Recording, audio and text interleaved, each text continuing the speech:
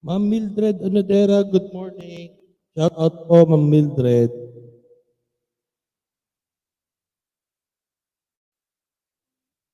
Yan. Abang-abang lang po tayo habang hindi pa nagsisimula yung ah, committee constitutional on constitutional amendment meeting.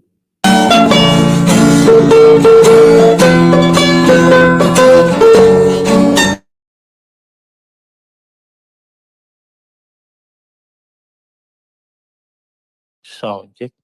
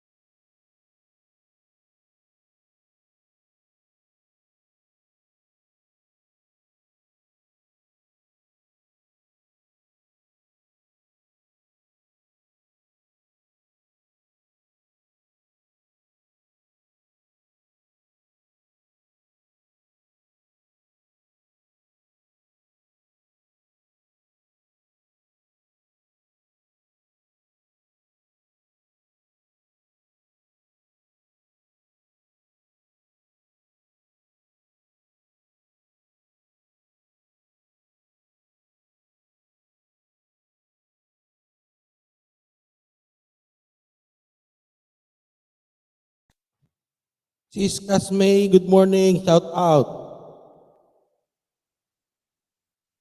Shout out, Sis Kasmay.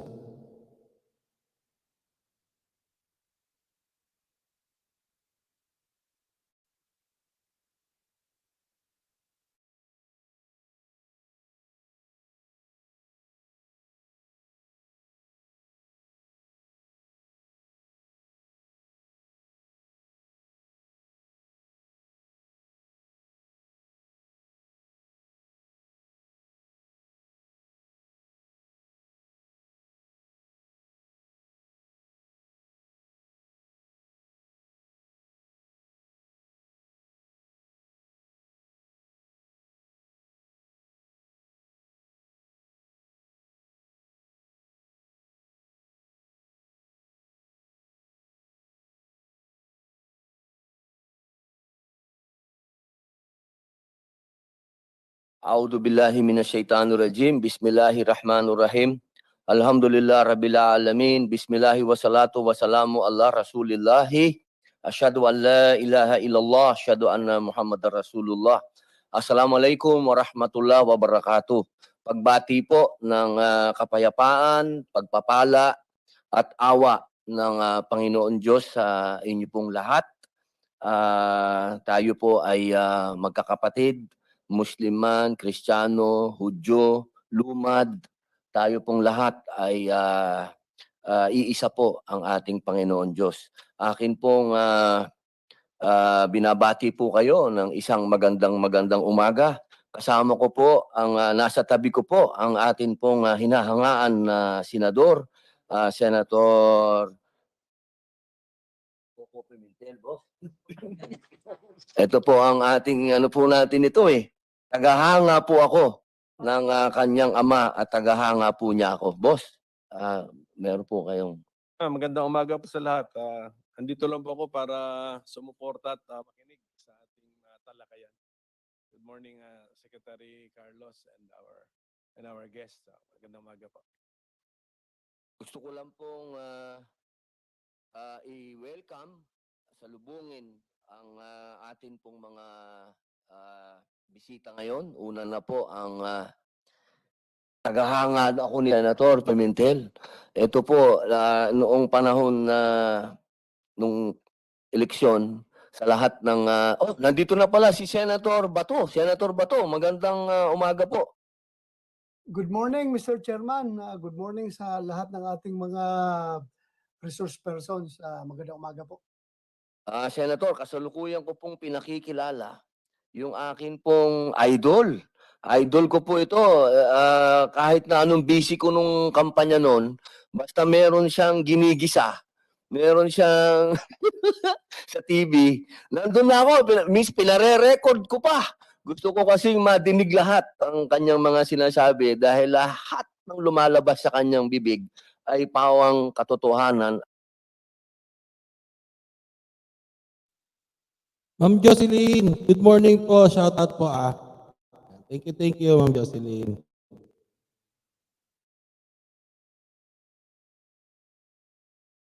Yung mga pangungusap, Senator Robin. At actually, mutual admiration tayo. Kasi kung hindi mo ako inimbita dito, magbo-volunteer talaga ako sa iyo na imbitahin mo ako. Maraming salamat po, ma'am. Siguro po sa past life, we are best friends. I'm sure more than best friends. Sabi ko nga, kung mas bata lang ako, liligawan ko to. Sinasagot na kita. Maraming salamat po, ma'am. Opo. Kasama din po natin ang Deputy Secretary, si Michael Eric Castillo. Siya po ang Deputy Director General for Operations ng NSC. Good morning, Senator Robin. Good morning, Senator Coco. At sa Senator Bato at sa ating other online participants. Kasama din po natin si Attorney Ronel Co, Designated Head Legal and Legislative Liaison. Magandang umaga po. Good morning, sir. Good morning, Senator Pimentel. At makakasama din po natin si Ma'am Sulita Munsod na on the way na po siya, nagpapa-antigen lang. Una po, gusto ko lamang pong magbigay ng konting pahayag bago po natin madinig ang ating idolo. Senator Pimentel, Senator Bato, pagpasensyahan niyo po ako, maglalabas lang ako ng konting sama ng loob sa mga nagaganap sapagkat hindi ko maintindihan kung bakit hirap na hirap ang Senado na mag-imbita ng ibang sekretary. Marami po tayong inimbitahan.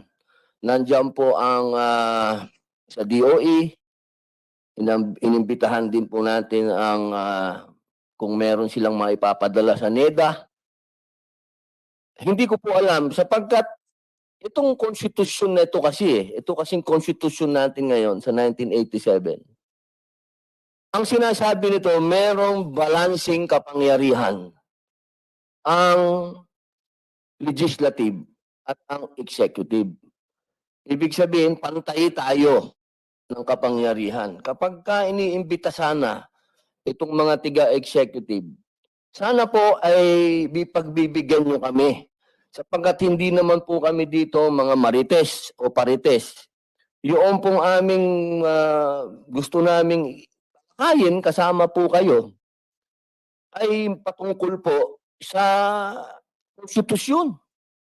At itong bagay na ito ay hindi po ito isang bagay na isinasantabi. Sapagkat saligang batas po ito. Kaya po dito na naman pumapasok na kahit anong gusto kong gawin na pumantay diyan sa 1987 Constitution, sumasama ang loob ko. Kaya ang nangyayari, ipinipilit kong baguhin natin ito. Kasi kung ganito ang sistema, na para tayo nagmamakaawa dito sa executive, na para makasama lang natin, sana mag-parliamentary na lang tayo. Dahil sa parliamentary, obligado silang humarap. At iisa na ang executive at ang legislative. At bawat linggo, nandyan sila sa harap natin, pwede natin silang questionin. Pwede natin silang makapanayam ng magandang usapan. Napakahirap yung ganito. Susulatan lang nila tayo. Kita nga yung sulat. Nasaan yung sulat?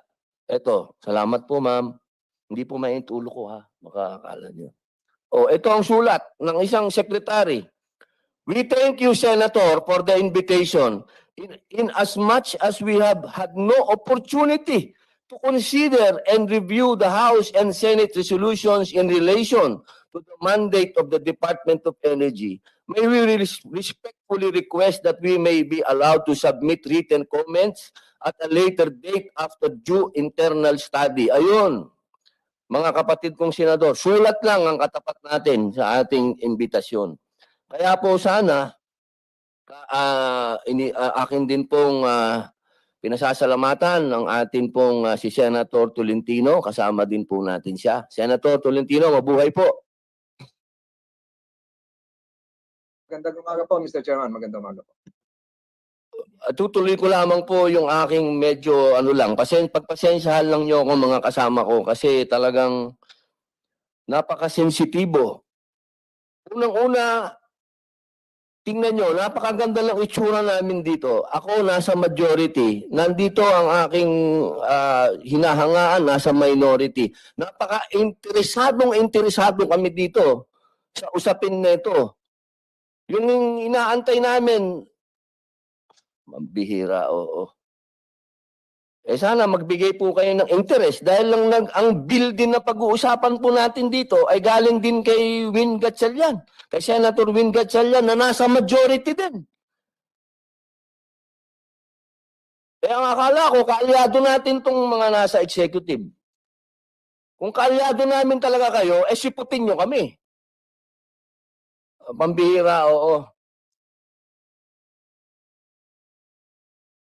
Napakahirap po ng sitwasyon natin. Gusto natin bumalanse. Pero kung ganyan naman ang maaabutan namin dito, mag-parliamentary na ho tayo. Wala na ho akong pag-uusapan dito, kundi mag-parliamentary na tayo. Para harap-harapan tayo. Ang hirap ng ganito, taguan eh. Hindi ako sanay sa taguan.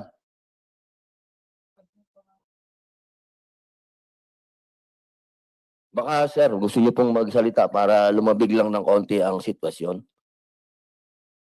Maganda pa yung sinabi niyo, Mr. Chairman. Tsaka mabuti nandito rin si Senator De La Rosa kahit online. Na-witness namin kahapon yung yung init ng ulo ng isa pang chairman natin sa Agriculture Committee na halos hindi umusad yung hearing kasi sa galit na galit nga siya sa reports ng mga heads of the agencies to implement laws. So, andun din si Senator Padilla kahapon eh. Alam ko katabi niya si Chairperson Villar eh. Which, yung ganung situation could really be, hindi ko sinasabing panacea, nasagot lahat ng problema, but improved by the parliamentary system being mentioned by our chairman. Kasi yung head of agency, head of the department, implementing the laws passed by the parliament or legislature belongs to the parliament in a parliamentary system. Therefore, una sa lahat, he could have been the nominee of the majority group in the parliament. Therefore, the head of the department or government agency shares in the wisdom, in the philosophy of the law and programs and activities authorized by parliament. So yun na yun, wala nang, you share it eh. That's why you get appointed to it. Therefore, your mission is to implement it. Yan po ang nakikita ko rin benefits ng parliamentary system. The merging or fusion of legislative and executive powers. May ganun, may nag-overlap po sila. So unlike now, nakikita natin, purely presidential tayo, appointed by the executive branch, it's as if, it's as if they're also a compartment na ito amin ha, dito kayo. So we create laws, they do not implement it, we are the failure. The legislature is the failure. Hindi kayo nararamdaman ng taong bayan. Ang ginagawa nyo, hindi namin nararamdaman. Totoo, kasi tayo naman, tuturo natin ng executive. Hindi nila kasi ini-implement eh. While in a parliamentary system, walang takas. It's the government of the day which is determined by the majority in Parliament. So ang sabihin ng taong bayan, hindi namin nararamdaman ang programa ninyo because mali ang wisdom ninyo, mali ang priorities ninyo, or palpak kayong mga majority in the legislature. Therefore, we demand elections to change you. Ganun po yun. So, actually, I agree with you, Mr. Chairman. Wala akong problema sa parliamentary system. I think it's better for the Philippine culture then. Yung flexibility. We can make a mistake in an election and we can correct it after two years down the road. Two to 3 years down the road, we can correct it in a parliamentary system. Pwede nga 1 year down the road. So, ganun po yun. Yun po yung nakikita kong benefit po sa Republika ng Pilipinas if we adopt a parliamentary system. Ibang usapan naman yan sa federal, because federal is central national relationship with regional states. So, but parliamentary is the fusion of or the sharing of powers between legislative and executive. At saka, ito na yung totoo na when you call the Congress as the representatives of the people, yun ang totoo sa parliamentary. Oh, yun ang totoo. Kasi, di ba, even the executive branch is determined by the legislative will, and the members of the legislature are representatives of the people. So, mas maganda pa yun, Mr. Chairman. So, I agree with you. Concentrate. We also concentrate on a proposal to adopt a parliamentary form of government. Thank you, sir. Thank you, sir. Maraming salamat po, Senator Pimentel. Napakaganda po nung pagkakapaliwanag. Yan po ang ating bar top notcher. Napakasarap pakinggan. Maraming salamat po. Senator Bato po, ang aking pong idolo. General, Senator, kayo po. Thank you, Mr. Chairman. Hindi po ako Bartap Natser. Pulis lang po ako. Pero hindi ko pahuhupain yung init ng yung damdamin. Yung bugso na yung damdamin. Bagkos ay ito'y dadagdagan ko pa.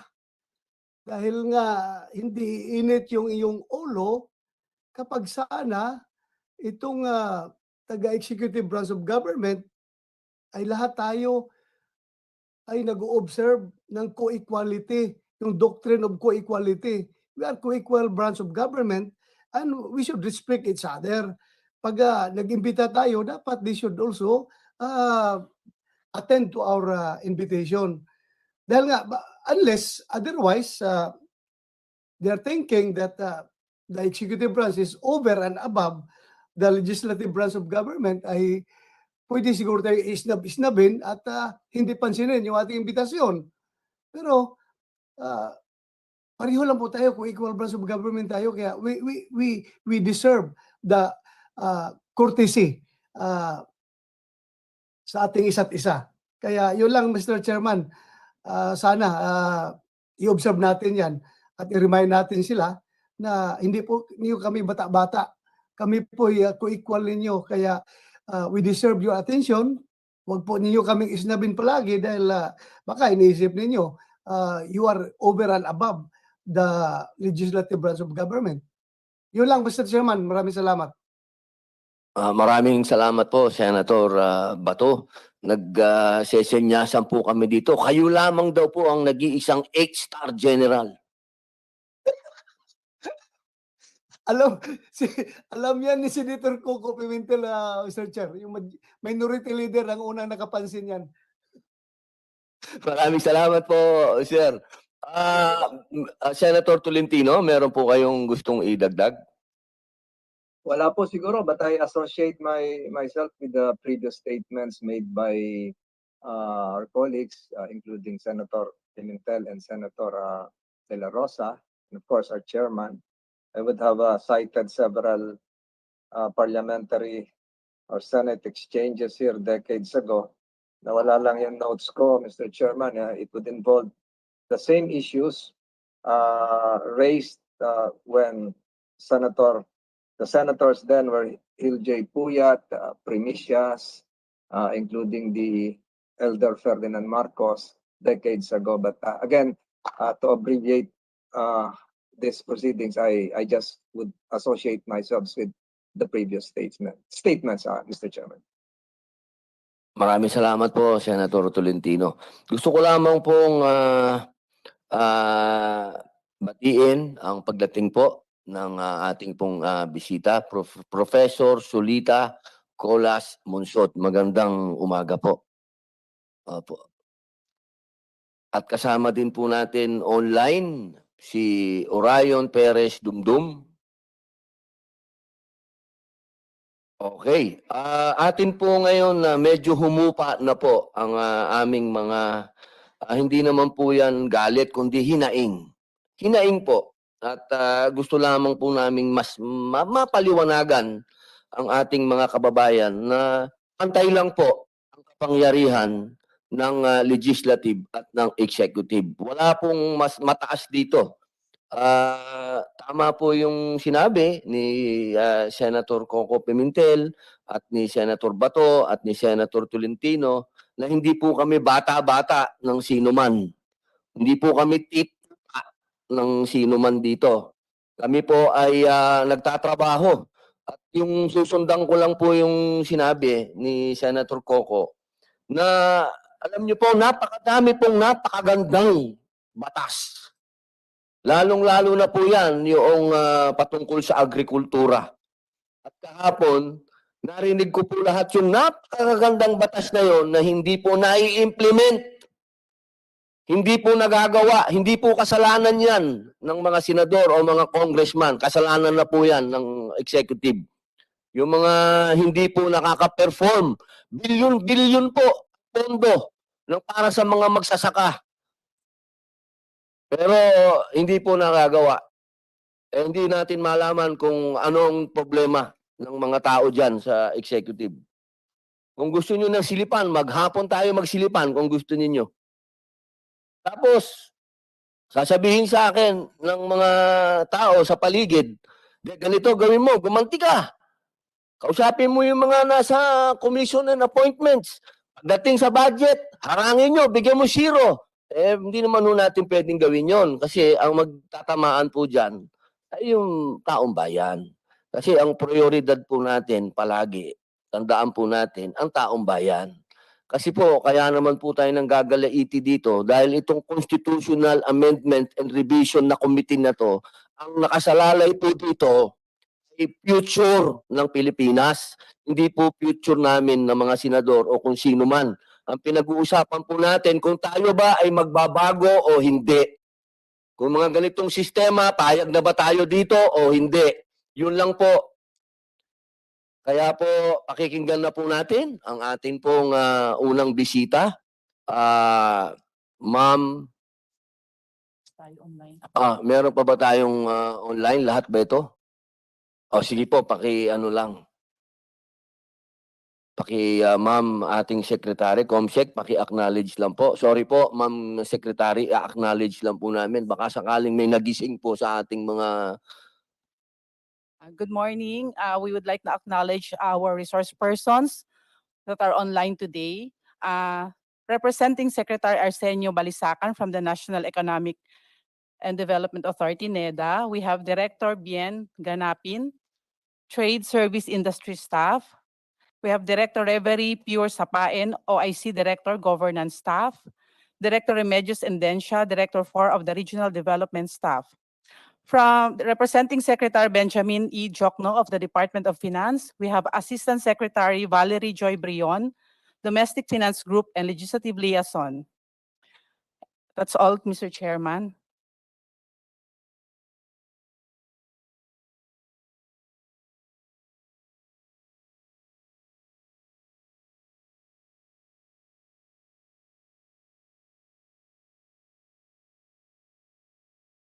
Salamat po, maraming salamat po.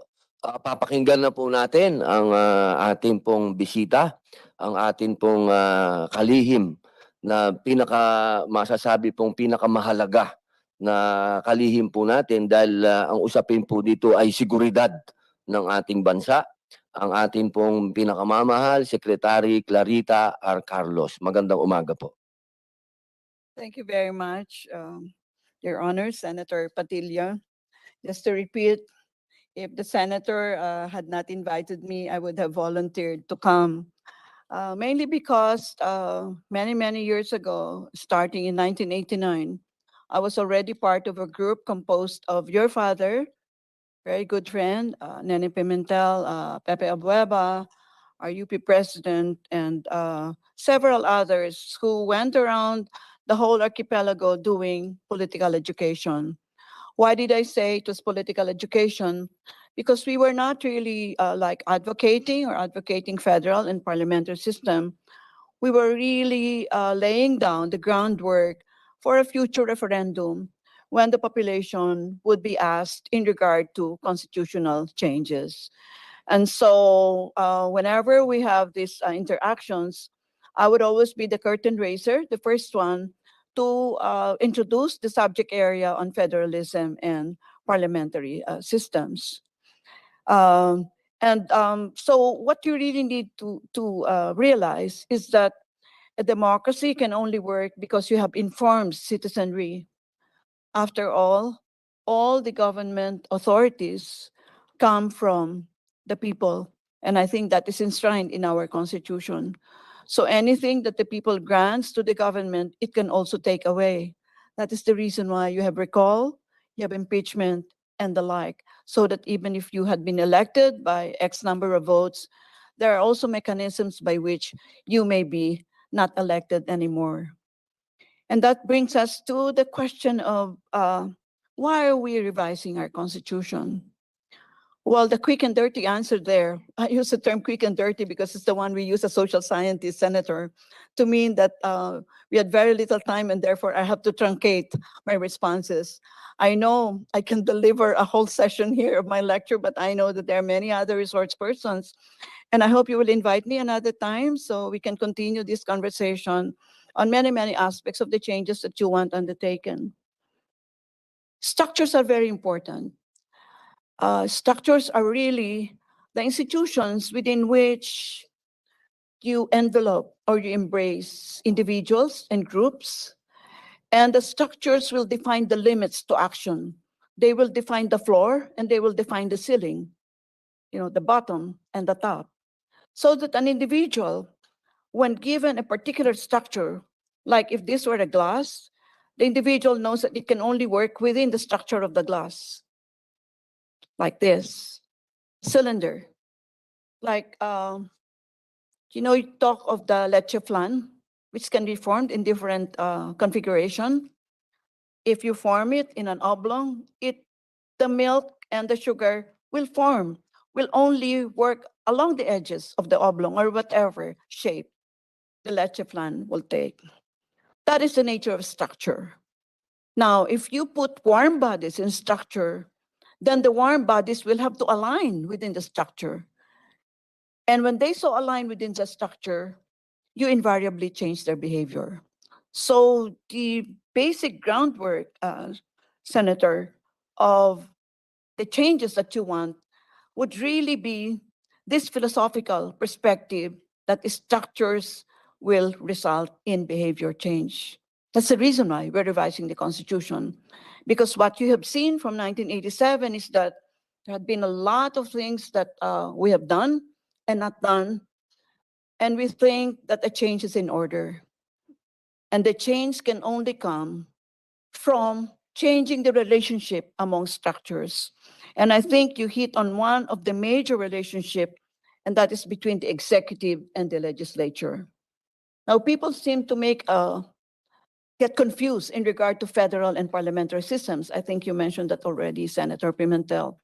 When you talk of federal systems, you really talk of the relationship between the national government and the subnational units. So when you talk of a parliamentary system, you're talking about the relationship between the executive and the legislature. Okay, what is the difference between a presidential system and a parliamentary system? Siguro, konting kasaysayan. Nag-umpisa ang parliamentary system sa tinatawag na Mother of Parliament, Great Britain. Nagkaroon sila ng bloodless revolution in 1688 where once upon a time, it was the king who declared the law. And I'm sure you remember the divine rights of kings, Senator Robin. The divine rights of kings simply declares that the kings represent God, and therefore, whatever the king says is law. But they had this glorious revolution, and so they constituted what is called the parliament. The word parliament comes from the French term parler, P-A-R-L-E-R, which means to talk. That's why parliament is a talking environment. You talk. If you zipper your mouth there, I mean, you'll be ousted in the next election because everybody, that's why no bobo can be member of parliament, by the way. I'm sorry for the use of the word, but I cannot find any other one which is appropriate, meaning somebody who has nothing between his ears will eventually be kicked out of the parliament because he will not be able to converse, he will not be able to exchange views, he will not be able to sustain the question hour, which will happen. I think you mentioned that a while back, because in the question hour, every member of the parliament will be asked, what have you done in agriculture? What have you done in health services? And the like, and will be made accountable for what he has or has not done. So, you know, the beauty of this is just starting to unravel. And I wish this will be a continuing conversation, Senator, so that, you know, this will require many, many sessions, I assure you, because I'm just truncating my thoughts now. I'm putting them all together, and then maybe later on, I will spell them out in more detail, if not in this session, in some other sessions. All right. What is the other outstanding quality of a parliamentary system? The fundamental principle is parliament is supreme, which means whatever the parliament declares is law. Of course, if you have a dual executive, then the executive, who is a ceremonial executive, will give his or her imprimatur, but as only pro forma. You recall Queen Elizabeth? Queen Elizabeth will dare not give the royal assent. It is given as a matter of course, because it's been taken away from the royals. They are just there for, oh, I don't know, maybe for decoration, you know, and to for us to gossip about, no, and find out what dresses they're wearing. But if in a parliamentary system, you will have two executives, the one who will be there when your prime minister is kicked out of office and when the government of the day is not there, and therefore you have a president there who will be the bridge towards the next government of the day. I will expand on this later because I have limited time. But yes, Parliament declares today, the next Parliament can repeal. That is how powerful the Parliament is. That is the essence, that is the vortex of the principle of Parliament is supreme. So, any law can be repealed at a later time. Do you recall Great Britain getting out of the European Union? That was a decision of the Conservative Party. The Conservative Party went to the people and said, if you elect the Conservative Party members, we are going to get Britain out of the EU. And the people voted the Conservative Party members. Did they vote for Theresa May, who was the Prime Minister at the time, or Boris Johnson as Premier? No, they voted for these two people as members of Parliament. It only happened that both Theresa May and Boris Johnson were leaders of their political party. And when they constituted the majority in the parliament, the leader became the premier. That goes for every other parliamentary system. Whoever is the head of the majority party or a coalition of politics becomes the premier. And the premier is the head of government. The president is the chief of state. All right. The other pluses of parliamentary system, and has been noted by Senator Padilla, is that there is a fusion of the executive and the legislature. You are not electing an executive because the prime minister will elect from among the majority party members the heads of his cabinet. If you'll notice, if you've been to Great Britain, or if you have seen it, you know, as they are being videoed, you'll notice that the configuration is something like this, although the walkway is a little bit bigger, maybe double this. That's the reason why there is a term called crossing the aisle, isn't it? Because that is the aisle. If you cross the aisle, you actually change your political color. So let us assume the speaker is there. Whoever is seated to the right of the speaker is the government of the day. You are the premier. I am the shadow government. I am the head of the minority party. At any time you are ousted, we will exchange places. And let us say Senator Pimentel is seated there as the head of housing. Opposite from him would be Professor Monsod, who will be the housing minister even when your government is ousted. Do you see, even just looking at the parliament in a process, you already have a story there, isn't it? A lot of stories there. The concept of rightists and leftists came from that. Whoever is in the right of the speaker wants to keep the status quo. You want to be the government of the day. The one who is on the left of the speaker wants to change the status quo. We are the shadow government. I want to change you. I want to be the next premier. So, all right. What is the other beautiful part about parliamentary system? There will be no notion of term limits. If you're elected as a member of parliament, you can be elected for as long as you are alive or can continue to discourse in parliament. And you're elected by your electoral district, by the way. If you do not perform, of course, the next time you are not elected. And the best part about that is you don't even need to spend for your election because it is the political party to which you will plug your umbilical cord because it will pay for your campaign expenses, your radio and TV time. But beware, if Eric here is a member of the political party, I'll tell him, Eric, ha, bayaran ko yung campaign expenses mo, ha, and radio and TV time mo. Pero kung ka, whenever you are in parliament, you got to toe the party line. Which means, if we are, let us say, against abortion, dapat against abortion tayo. Yun ang party line. Kung hindi, tumiwalag ka sa party. Do you see? Party discipline. Kasi hawak ko na siya, ako nagasto sa kanya. Okay. And the other better part of this election is that we're not going through a very torturous, ano ba yun? Parang 3 months na election na naubos na yung salapi mo, hindi pa matapos yung campaign. The usual campaign period is only 2 weeks. After the parliament is dissolved, within 10 to 12 days, meron ka ng bagong parliament. Because you only go to the electoral district and you campaign on the electoral district. You are not campaigning in the whole Great Britain and Northern Ireland. You are campaigning only in your electoral district. So you don't need 3 months to do that. No term limits. There will be no, even political dynasties will be irrelevant. Why? You have political dynasties and the empirical evidence supports me here. Orion, are you there? I'm sure you can say more about that later. But the reason why you have political dynasties is because you have term limits. You told people that ikaw ganitong taon ka lang pwedeng elect. Sabihin, ako, ang ganda sana ng gagawin ko. Itong kapatid ko si Eric, siya na nga ang aking sunod na mag-elect, no? Mag-campaign. At marami na akong naitanim na mga magagandang mga proyekto. Siyempre, Eric is more likely to be elected. Not so much because we have the same surname, Carlos, but because he just followed through what I earlier started.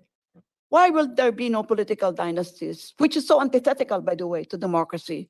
Because you can only be elected by the electoral district. Never mind that your surname is the same as mine. Do you see? These are really the things that we have to think about. And I think if we're talking about strategic communication, Senator Padilla, this is how we should sell it. No term limits, no political dynasties. These are irrelevant issues in a parliamentary system. Okay, well, I don't know how much more I can go deeply on this, but do I have the time? Opo. Okay, all right. What else does the parliamentary system require? It needs a very, very strong bureaucracy. That is the reason why in parliamentary systems, you have what is called permanent secretaries, because it's not the case here where when you have a change of administration, you change everybody up to director. Do you know, I wrote a book, by the way, Senator Padilla, on bureaucratic reform. I'll give you copies, no? Sorry sa commercial, ha? Pero doon, nakita ko ang presidente will appoint upwards of 5,000 positions. I'm sure, Senator Pimentel and Padilla, you know that Mag-choose nga lang tayo ng 10, nahihirapan tayo. Isipin mo, 5,000 yung papakailaman mo. Every time there is a change in administration. And that's now it's not going to be. In a parliamentary system, only the head of the department, only the head of the ministry will change. And there will be continuing policy because the permanent secretaries will be the ones that will continue the policy. And it's only the direction that the head of the ministry that will direct. Do you see the beauty of all this? The bureaucracy is king in a parliamentary system. That's why when you talk about implementation, never mind that the cabinet secretaries are changing, it's really the bureaucracy under them who will continue under the continuing rules of the game or the rules of, well, the rules of the civil service or the rules of the bureaucracy. So when we adopt the parliamentary system, all these concomitants, we really have to put in together. You cannot adopt them like fragmented, like with all due respect, you cannot revise the constitution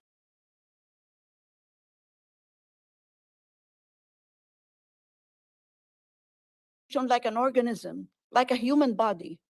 Meron siyang sakit sa kanyang puso. Ma'am Presi Sablawan, good morning po. Shout out po, Ma'am Presi.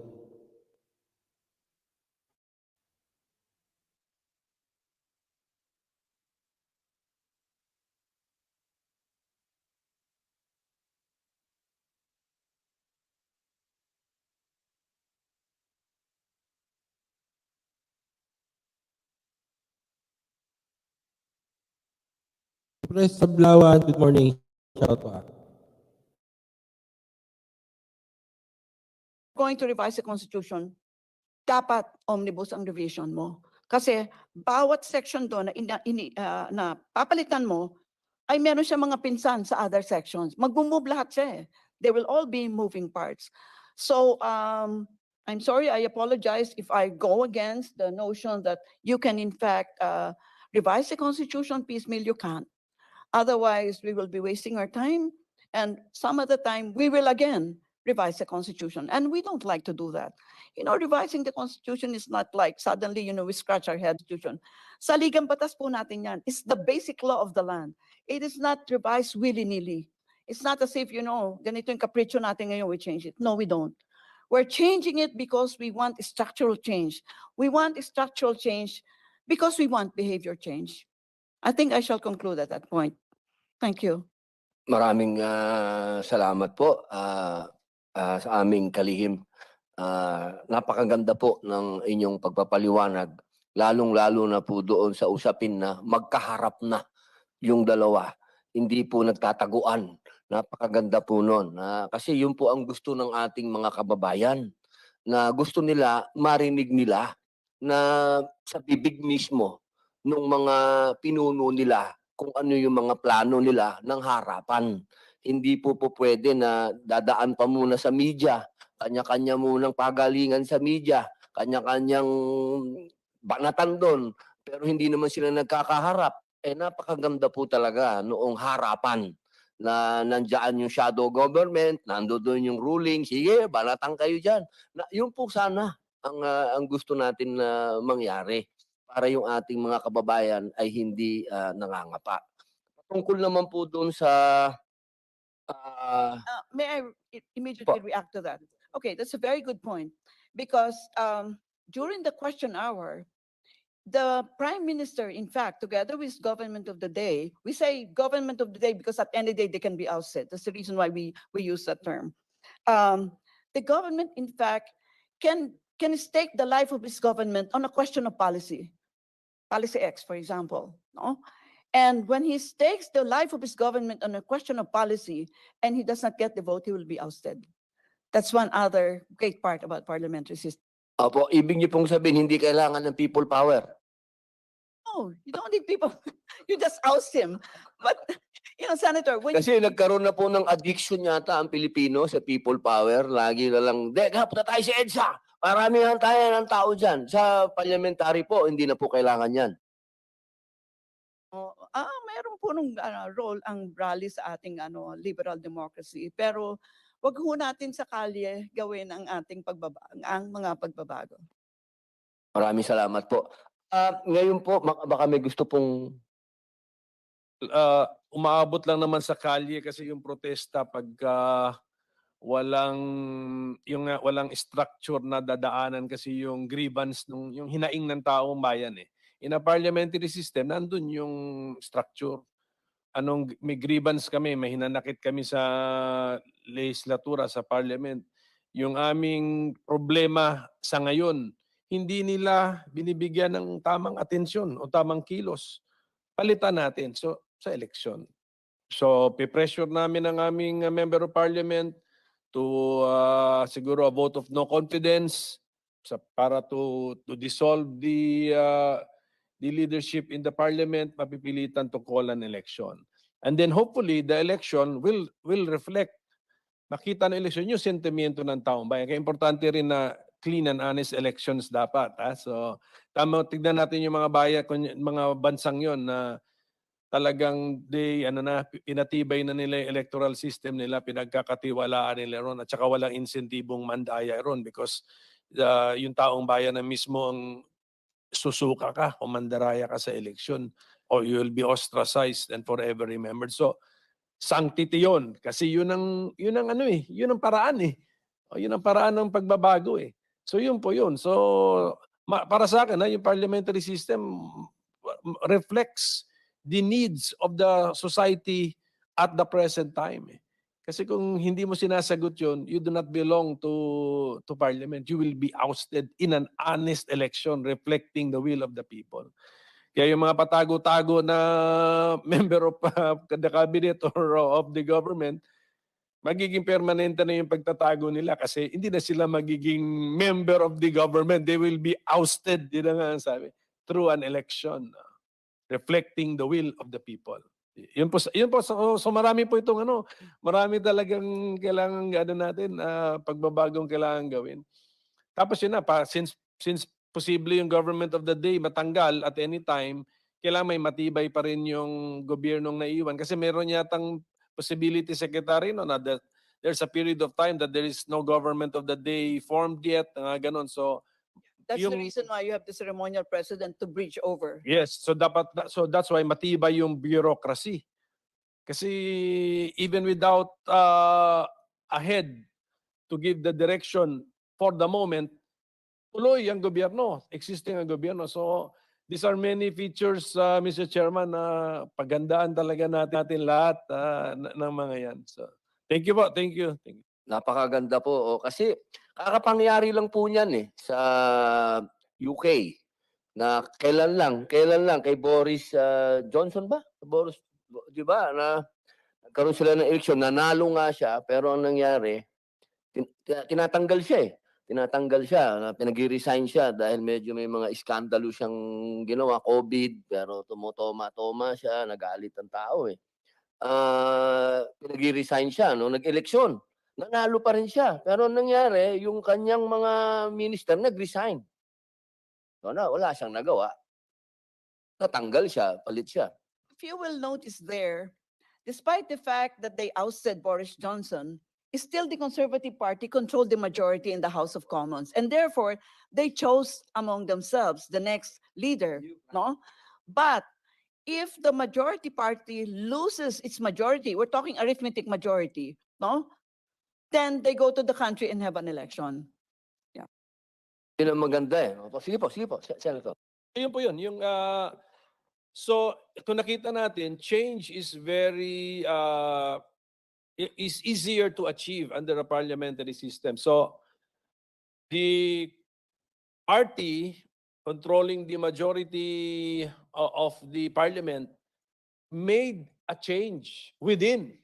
So internal, nagawa nila, bago. Kasi yung face nila, ayaw na ng tao. Let's say it's masyadong too costly for the party to maintain that face of the party. Palitan, internal. Tapos sinasabi nga sa atin ni Secretary Carlos, kung kailangan silang palitan yung mismong majority, kaya rin. Because bakit papalitan? Nagbago ang sentimiento ng electorate. Hindi na kayo ang representative, the tamang representative sa panahon na ito. Maybe sa last election, totoo. Nagbago. So nagbago ang sentimiento namin, papalitan. So ganun po so I mean, napakaganda if we are after a structure which will allow changes in the government to be made easier because the structures make it possible.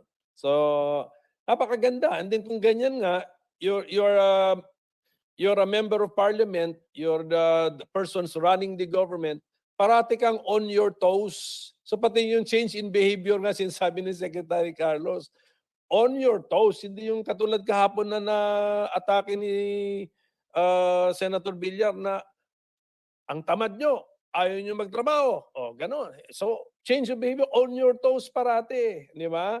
Kasi kahapon, ma'am, ang excuse na nabibigay, we are a member of the board. The board, this is the board decision. We need approvals, two to three levels of approvals. Ganun yung kahapon na excuses na nabibigay. So, you are not on your toes. In effect, kung tutuusin, the whole structure is not on your toes kasi you can turo eh. You can ipasa mo yung bola eh. Pasa mo yung blame eh. Which is also lumalabas doon sa ating blue ribbon kay Senator Tolentino na excuses din. Pasa rin ang bola. Gusto nga niya manood daw ng Gilas, nag-investigate siya ng blue ribbon, nakapanood din siya ng basketball game. Kasi anong napanood niya? Puro assist. Pasa bola. The blame game, the pointing, the finger pointing, gano'n nangyayari. Unlike in a parliamentary system, kung mapagod na ang taong bayan, pagod na kami sa passing the ball nyo, pagod na kami sa finger pointing ninyo, palitan na lang yung party in power with a new party because they are disorganized or whatever. So, ganun po yun. So I really want to pursue all this parliamentary system of government because it might baka mas angkop na sa panahon eh. Sa panahon na lalo na ngayon na ang bilis ng pagbabago eh. Technology, even science led. So economic policies, iba na eh. Mga economic theories ngayon, wala pa bago-bago na eh. So we can react siguro more quickly if we adopt a parliamentary system of government. So, thank you, Mr. Chairman. Napakalinaw Chairman. po ng pagpapaliwanag Mr. Chairman. ating Senator Pimentel. Nagtataas po ng Mr. kamay si Chairman. Senator Tolentino. Opo, first I'd like to congratulate Professor Carlos for that very substantial statements made a while ago. Secretary Carlos and I have known each other for years, hindi naman siguro decades. And I congratulate her for elucidating some items that should have been at the forefront of national discussions years ago. Mr. Chairman, allow me to quote something that I stumbled upon. I was there during the National Heroes Day celebration in La Union a week ago or last Monday. And it so happened that one of the greatest sons of La Union is a former Senator Camilo Ocias from La Union.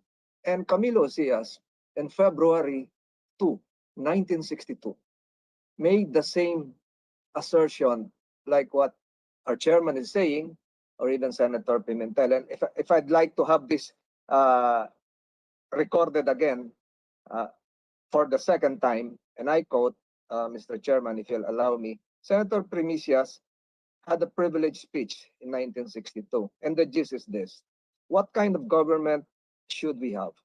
The question was answered by the Malolos Convention when they included in the preamble of that document, and I quote from memory, this is from Senator Ocias, I was not yet born then, el gobierno de la república es popular, representativo, alternativo, y responsable.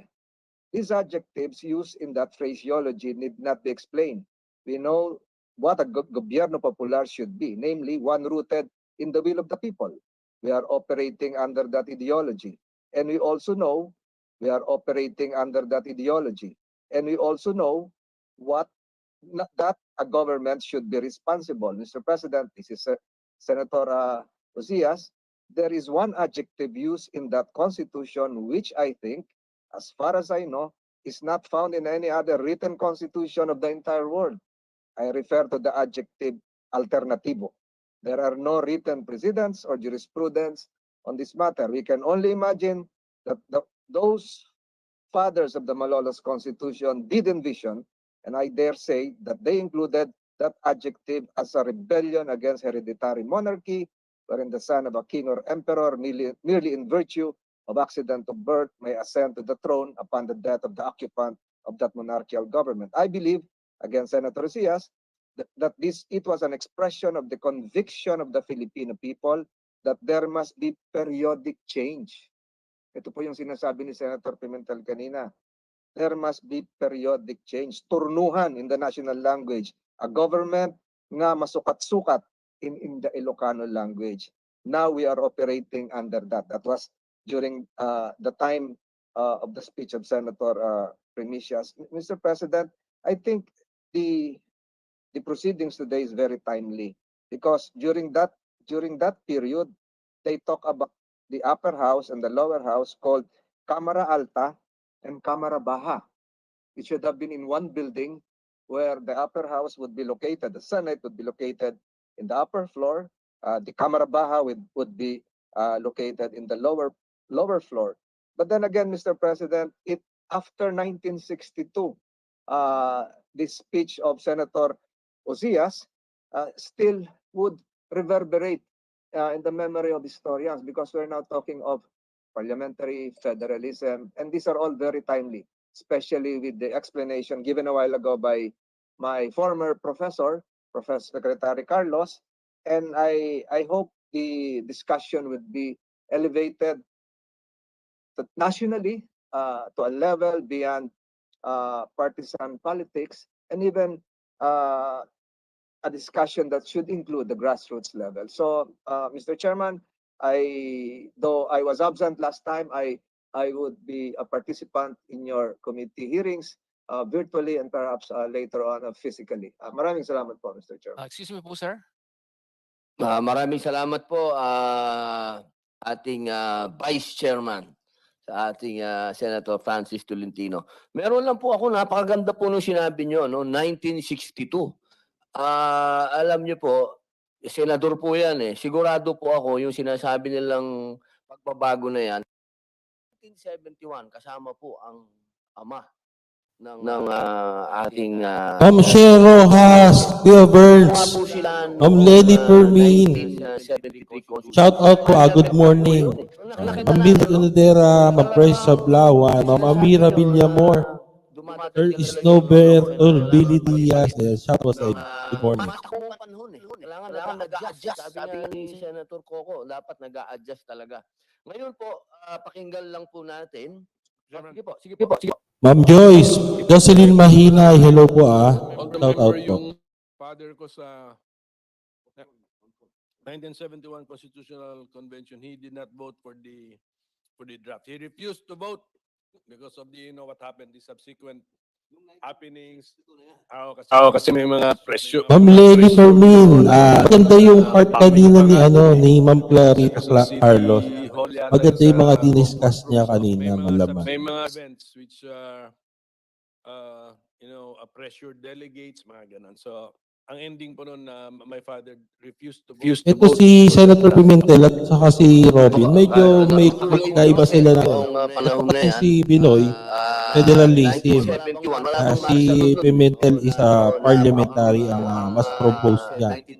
Pero ako, I agree sa federalism at sa parliamentary. Pero sa akin kasi sa nakikita ko, marami sa atin mga Pinoy pabor sa federalism. Ako naman doon naman ako sa nakararami. Yun ang gusto na nakararami. Agree ako doon. Para pangkahan. Con pa rin, there was still a con, there was a declaration of martial law. Am I correct, Secretary Carlos? Yes. Yes, yeah.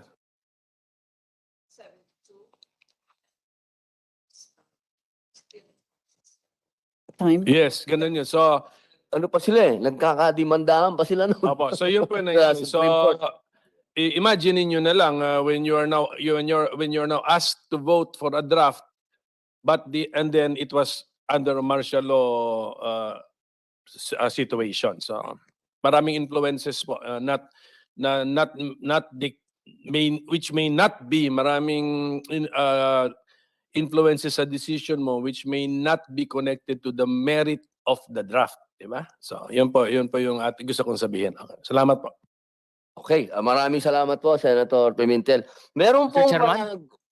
gustong magdagdag si Ma'am... Ako po, sir. Kanina pa po ako. Sandali lang po. Apo. Ma'am Sulita Munsod. Ma'am, kayo pala yan. Kanina kasi Ma'am, kamusta po? Long time no see. Opo, salamat po at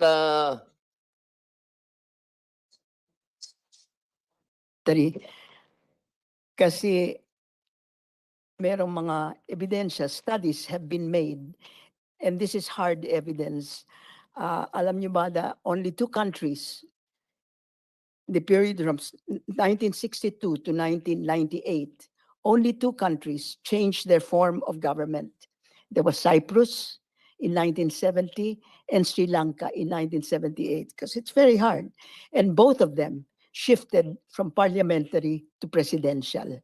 That is the situation. Now, I have a rebuttal to that.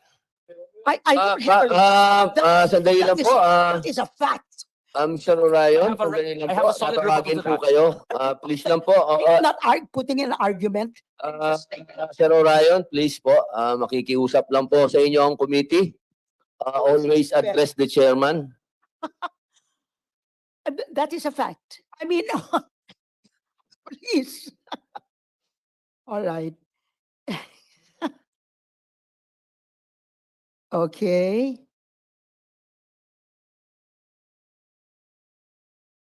Mr. Chairman, No, I'm just trying to give the empirical findings. Mr. Chairman, This is may I- not subject to argumentation. This is a fact. If you Mr. don't want me Chairman, to point give of you order. facts, Mr. no Chairman, point of problem. order.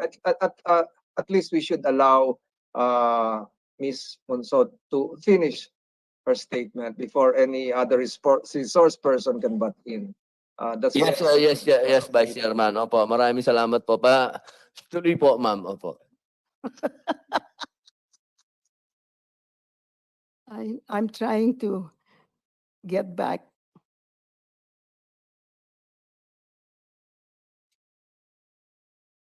I'm sorry. I've lost it. Habang hinahanap niyo po, Yeah. ma'am, magkukwentuhan lang po kami ni Senator Coco Pimentel dahil napakaganda po nung topic na pinag-uusapan natin. Noon pa lang kasi nakikita mo na talaga, Senator, talagang meron talagang need for change. Kasi 1935 Constitution, naging 1973, tapos naging hindi bago yung pagpapalit ng konstitusyon no? Hindi, tsaka ito lang po Mr. Chairman. I've got Hindi, it. the mere fact na merong article sa Constitution na on how to change it, how to amend it. Ganun po yun. We really need to be flexible. Flexibility is the name of the game. Ngayon, our 1987 Constitution, because of the structures nga linagay doon, naging rigid tuloy. Although theoretically, andun yung way to amend it, pero imperfectly phrased yata yun na pagdating sa usapin tuloy sa constitutional change, imbis na sa merit tayo nung substance, ano ba yung babaguhin, oras natin divert sa paano babaguhin. Ayun. So kaya kaya nga ang trap, yan ang trap. Wag tayong bumagsak sa trap na yon. Merito ng proposal sa ating i-discuss. Then pagka maganda na yung mayroon na tayong conclusion na maganda. at medyo meron tayong medyo consensus, di ko sinasabing unanimity, but merong suporta ito sa majority, saka na tapos natin pag-usapan yung paano ba babaguhin. Kasi dinadivert tayo eh. Yung oras ubos doon sa paano, hindi napapag-usapan tuloy yung magagandang proposal. Ayusin na muna natin itong substance before procedure or process. Maraming salamat po, Senator Pimentel. Ma'am? Yeah. Opo. Yeah. Now, with respect to the form of government and corruption, ang mga studies, there are ambiguous, conflicting. There's one study where it says that the evidence supports that the theoretical finding that accountability is stronger. In other words, corruption and rent seeking is less in presidential than in parliamentary. But that only happens when the quality of the democracy is good. If it is bad, that does not hold. Measured by the constraints on the, what about other studies?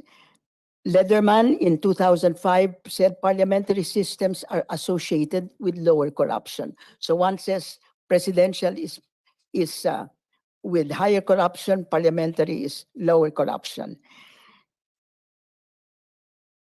The finding supports the theory, of course.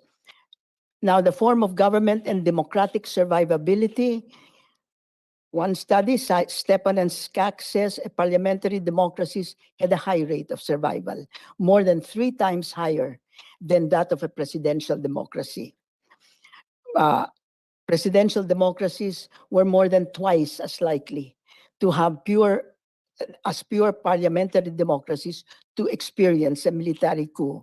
And not one presidential regime managed to survive as a democracy for 10 consecutive years from 1980 to 1989, while 15 of the 41 parliamentary systems did. However, that study was criticized severely by another study which said that no evidence that constitutional type has had any significant bearing on the success of third world experiments in democracy.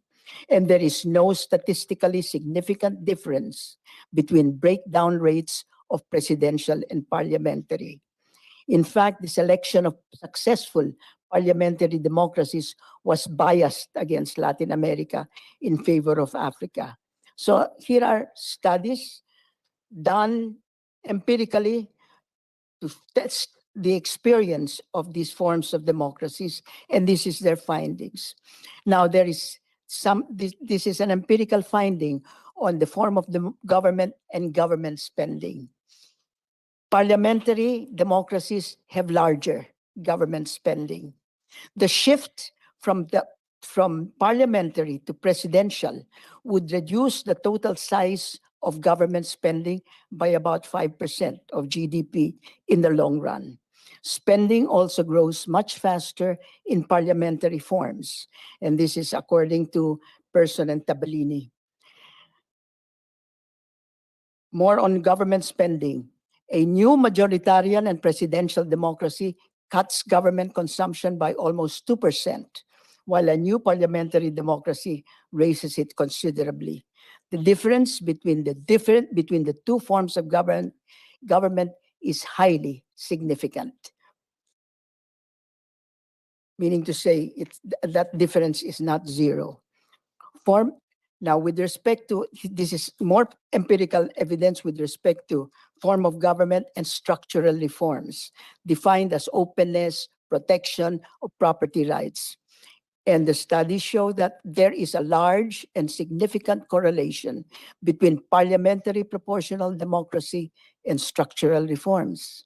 There is significant, and another study says that there is significant correlation between parliamentary systems and openness.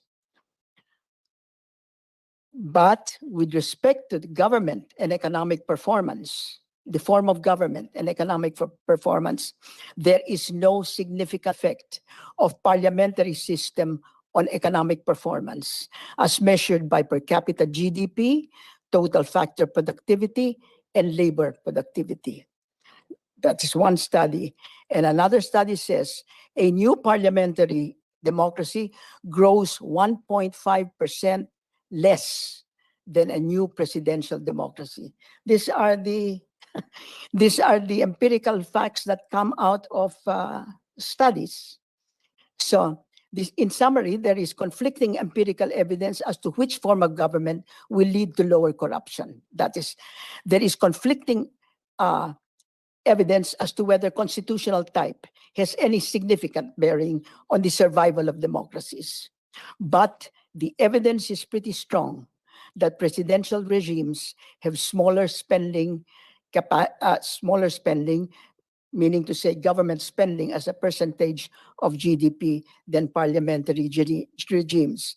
And a parliamentary system is systematically correlated with structural policies. But a parliamentary system has no significant effect on economic performance. And the sixth takeaway here is a new presidential system grows faster than a new parliamentary system. This all come from studies. No, no argument on my side. These are what comes out. Right? Okay, sige po. Just a question. Were those conclusions your conclusions or conclusions of a study? No, these are the studies. Study. Sige. Yes, I think these are. So around six, no? Six Oh, no, they are major. my conclusions. Okay, not that at you all. just read the study. So nakuha ba ng stenographer natin yung yung the name of the study so we can These are several studies. These are a whole. several studies several but you studies. listed the six conclusions.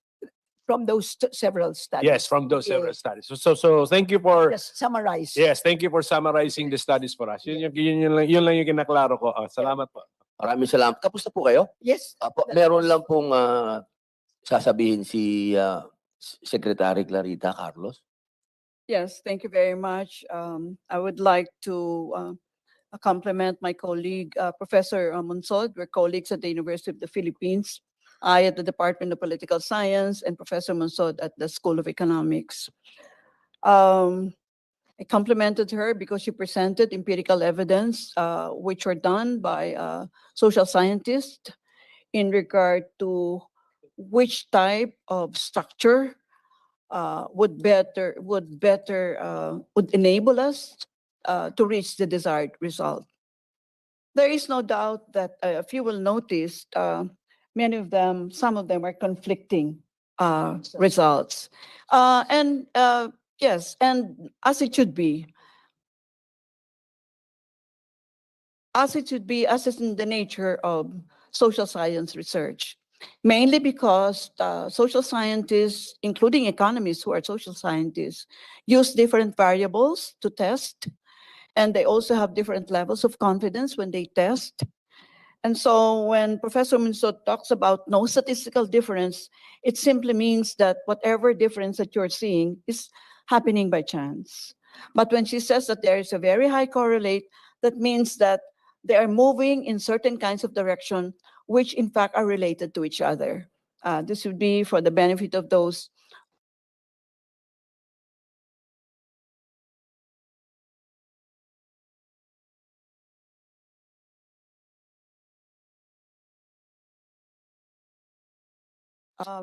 provide you another assumptive framework, which is that every political system is unique. While it is true that we're able to detect patterns among them, it's not always the case that countries are comparable because they're mostly not. Even social scientists, when we even investigate the same issue area, we in fact are investigating it in a different way because we are weighing the variables with different potencies, and that already changes the conceptual framework. So I agree, let us listen to the empirical evidence and let us listen to colliding evidence also pertinent to this. That's the reason why in advance of this session, Senator Padilla, remember I was telling you, let us look at the pluses and the minuses, but I still argue there will be more pluses for parliamentary systems. Thank you. Meron po kayong gustong idagdag? Okay. Okay po. Study lang. Opo. Meron po tayong, iwan muna po natin yung topic na yan. Puntahan muna po natin yung kung bakit po tayo nandito. Ito po ay patungkol sa resolusyon ng ginawa po ni Senator Win Gatchalian na ang gusto po niya ay magkaroon ng Constitutional Assembly at nagpo-propose po siya ng amendments sa restrictive economic provisions ng 1987 Constitution. Ito po ay nag-request po si Senator Win Gatchalian na gusto po niyang mahingi ang opinyon ng ating mga secretaries. Kaya po natin inimbitahan yung ating mga kalihim at tayo naman po ay sinuwerte at pinagpala na tayo po ay pinadagbigyan ng ating kalihim sa national security, ang atin pong ginagalang na si Secretary Clarita Carlos. Ang tanong po ng ating senador, kung magkakaroon daw po ba ng epekto sa seguridad kung babaguhin po natin ang magkakaroon ng amenda sa konstitusyon patungkol po sa economic. The answer is certainly yes. Mainly because when I came in as a national security advisor, I did not set aside the external threat, which is a source of our insecurity, but I stress as a political scientist the human security aspect. Therefore, whatever changes you want to make in regard to the 1987 Constitution, whether they are economic changes, whether they are political changes, etc., they will invariably link to how we enhance the security of the individual, food security, energy security, health security, security of your person. Anytime the government performs well, it redounds to the benefit of the individual, human security.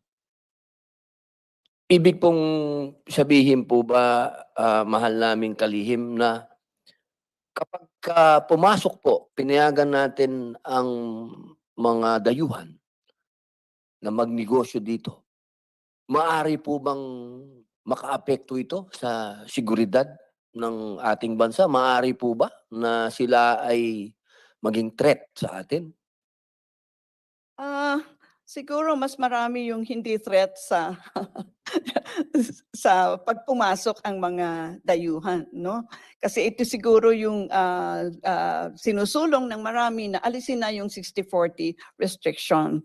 And ang mangyayari nito down the line is that, of course, the President of the Republic would like to create jobs, especially for 2 years talagang nilampaso tayo ng pandemic.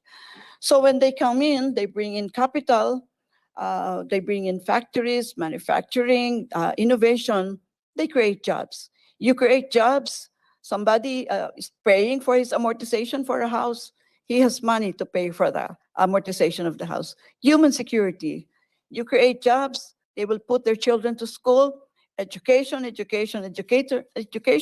We are educators here, Professor Mansod and I. That is in fact the nerve center of economic and political development. So yes, anything that we do to liberalize the environment within which work happens, within which our daily acts of living happens, redounds to the benefit of the individual. Ang issue po yata kasi ay patungkol po sa telecommunication. Yun po yung number 1 na nire-raise nila, na kapag naibigay yung pag-aari sa dayuhan, baka yung ating pong, alam nyo na, dyan nag-uumpisa yung mga bagay-bagay na nakukuha nila, yung mga impormasyon. Yung po ba ay sa palagay po nyo pwede na maging threat po yun, yung telecommunication? Well, I've always been an iconoclast, Senator Robin, so I don't think so, with all due respect. By the way, you know, even if we think we are in fact secure, we're not secure, you know. I'm sure you know the capability of your telephones, and they can be intruded into and the like. Believe me, whoever gives us the, stronger, faster internet, he can come from Jupiter, and I don't care. You know, because we're moving towards globalization. Economies are already meshed with each other. So do we care who owns what? I think I care who gives the best service.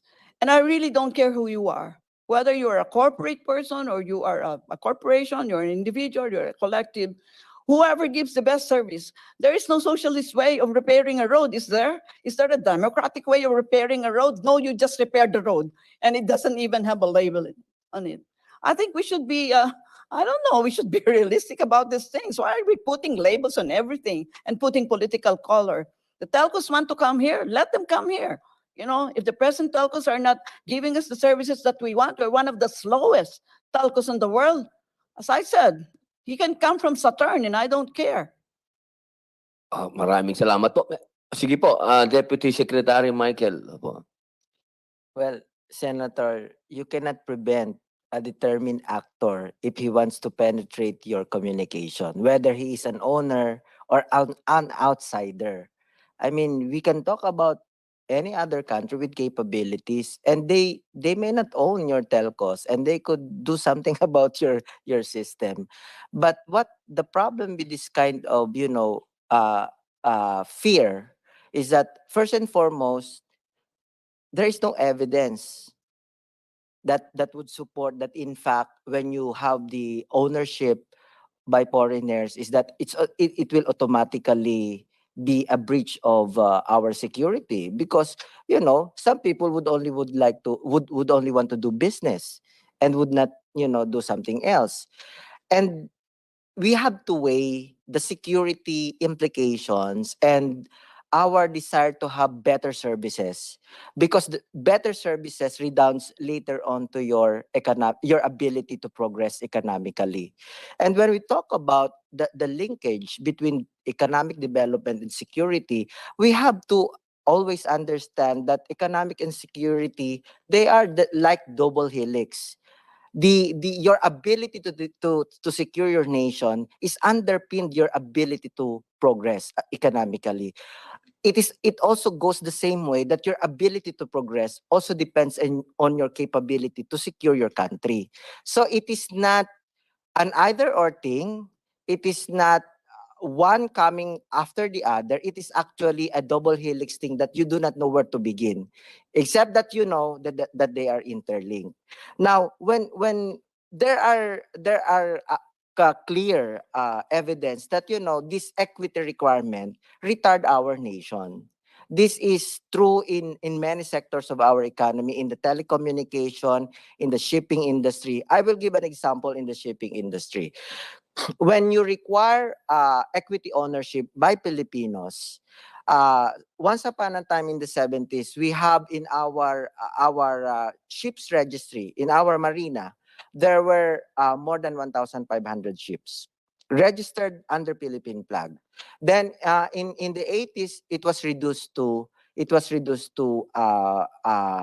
800.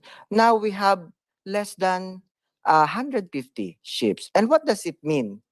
That's the reason why you have your seafarers boarding foreign ships instead of Filipino ships, because instead of Filipino flag ships, because of many requirements that we are imposing.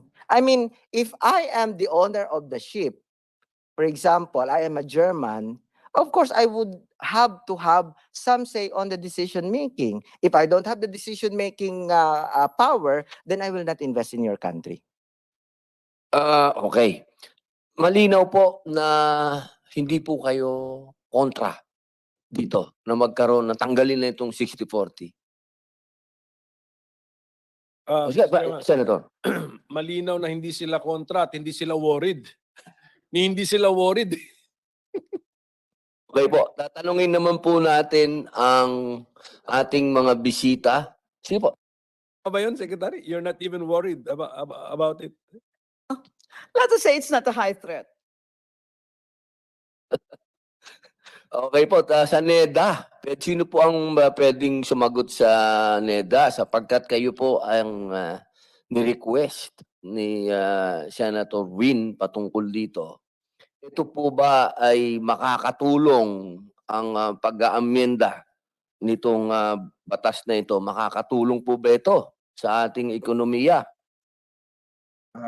Marami pong salamat to the Honorable Chairman, Senator Robin, and the members of the committee, Senator De La Rosa, Senator Tolentino, Senator Pimentel. Magandang umaga po sa lahat. Now, on the matter concerning resolution of both houses, number 1, NEDA has been supportive naman po.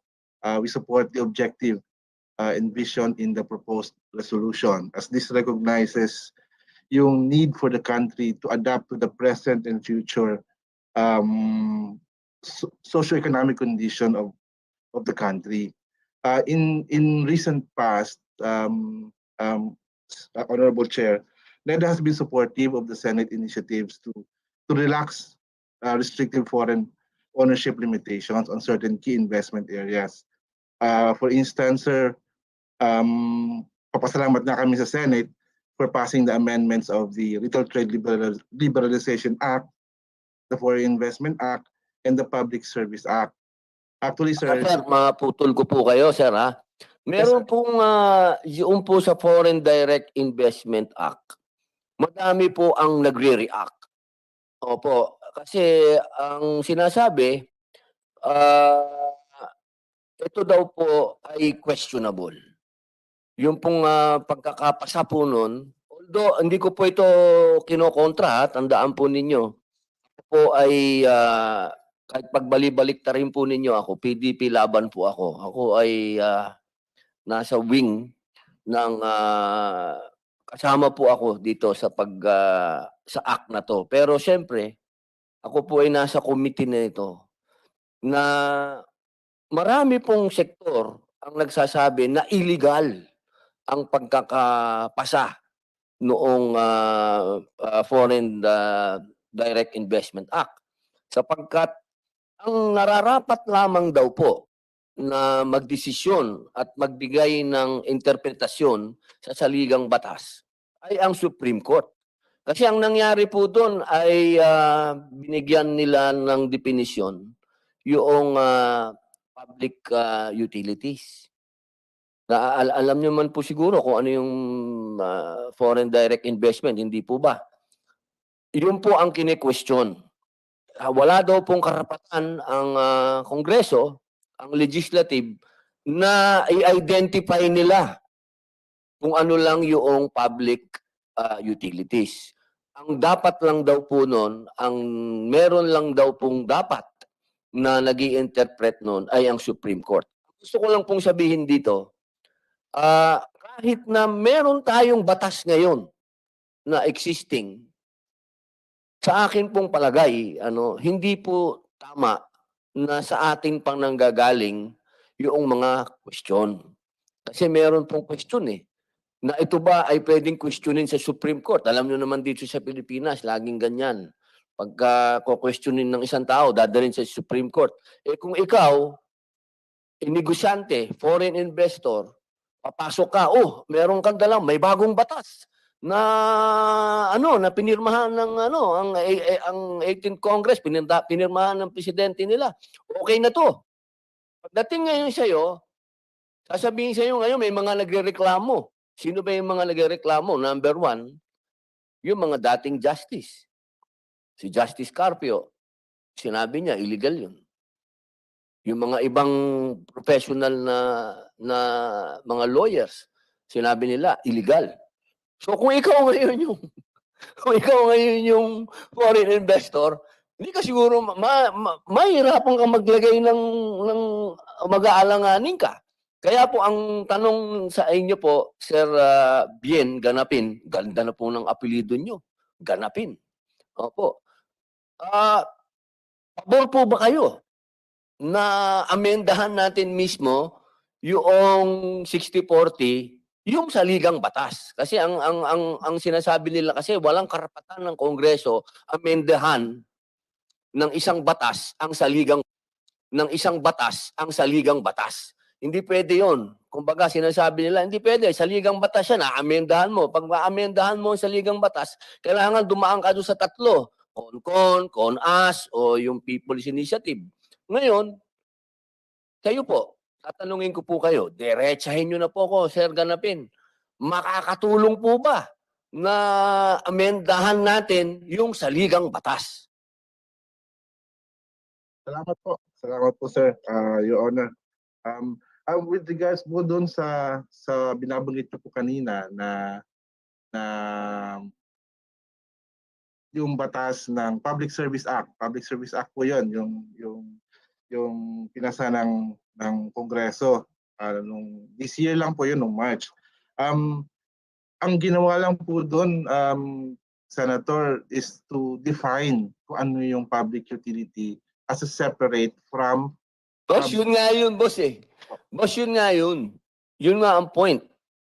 Ang point natin, binubuksan natin kasi yung public service daw natin, public utility sa foreign. Di ba? Yun nga yun, boss eh. Yun nga yung point. Ang sinasabi nga ng mga dating justices, illegal. Illegal yung ginawa kasi dinefine ng Congress kung ano yung public utilities. Hindi nga daw po pwede yun. Yung Public Service Act, ano yan eh, ang mangyayari dyan, boss, mauuwi sa Supreme Court. Mauuwi yan sa Supreme Court. At ang sabi ng Supreme Court, sila lang ang may karapatan mag-define. Sila lang ang may karapatan mag-interpret ng saligang batas.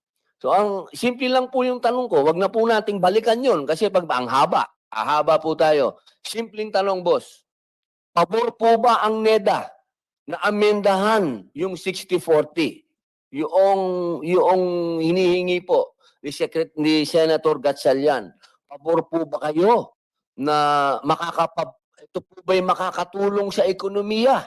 Itong pag-aamenda ng saligang batas. Kalimutan na po natin yung sinasabi natin ng mga bagong batas. Kasi po, ang sinasabi nga ng karamihan, ito ay illegal. Hindi niyo po ako pwedeng sabihin na against ako dyan dahil galing po yung batas na yan doon sa aking presidente, ex-president. Kaya kung akong tatanungin niyo ako, pabor ako dyan sa batas na yan. Pero hindi, ang pinag-uusapan po natin ngayon ay ang katotohanan. Ano ba yung katotohanan? Kine-question ito. Kine-question. Ang lahat ng bagay na may question, pag dumating sa Supreme Court, alam mo, ako yung dayuhan, may pera ako, nag-invest na ako. Nandiyan na, biglang dinesisyon ng Supreme Court, illegal yung batas. Patay tayo dyan, boss. Yun ang inaano po natin. Ano po ba kayo? Pabor na amendahan ang 60-40 na yan o hindi? Yun lang po, boss.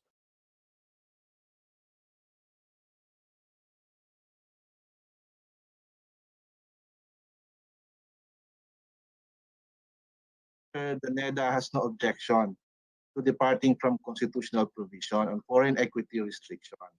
But of course, we leave such wisdom to Congress. We think that this will enable us to quickly step up in order to meet the requisites of modern economies. Thank you po. Ayun, napakaganda po, sir. Yun lang po ang gusto namin madinig. Wala po kayong objection. Napakasarap pong madinig niyan, boss. Maraming salamat po, Sir Bien. Salamat po. Wag po kayong aalis, Sir Bien, ha. Marami po pong magaganap. Salamat po. Tatanungin ko lang po, meron po kayong, meron lang po akong itatanong kay Ma'am Shulita Monsod. Ma'am, gusto ko lang pong tanungin kung sa inyo po bang palagay, magkakaroon po ba ng magandang epekto kung atin pong aamendahan ang economic provision sa 1987 Constitution? Ang stand ko po is that amending those constitutions are neither necessary nor sufficient to attract foreign direct investment.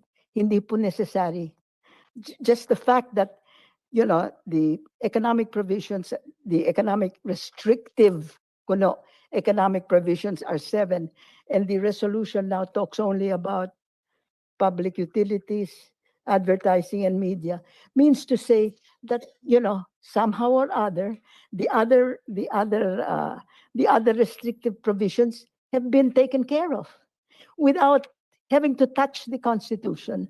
So that's what my presentation is all about. The economic provisions of the Constitution, the so-called restrictive. Amending that is neither necessary nor will amending it, bring in a flood of foreign direct investments, because there are other. If you will allow me to make my presentation, I will do it. But that's the crux of my point. Okay po, pakinggan ko lang po si Secretary Michael Castillo. Mr. Chair, Okay, President. there is no problem for an equity requirement on certain sectors of the economy, because that is a tool for regulation. But it doesn't have to be in the Constitution. It has to be given to Congress to determine which particular enterprise would require equity requirement. Because by keeping it in the Constitution, it limits the power of Congress to define policies and to enact policies that would in fact support economic progress.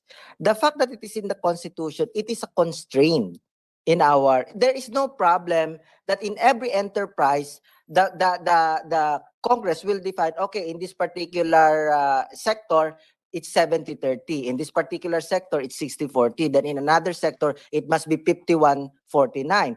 There is nothing wrong with that. But if it is in the Constitution, I think it is limiting.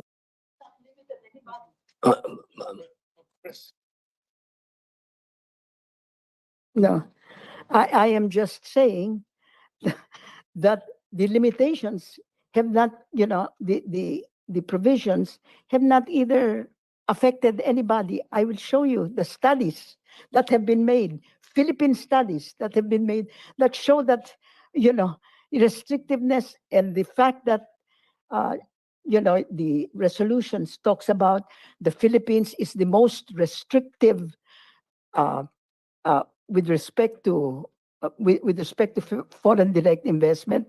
Hindi ba yan ang one of your whereas clauses ng resolution? Sabi ng resolution, the Philippines is the third most restrictive country in the world, and therefore that has prevented foreign direct investment from coming in.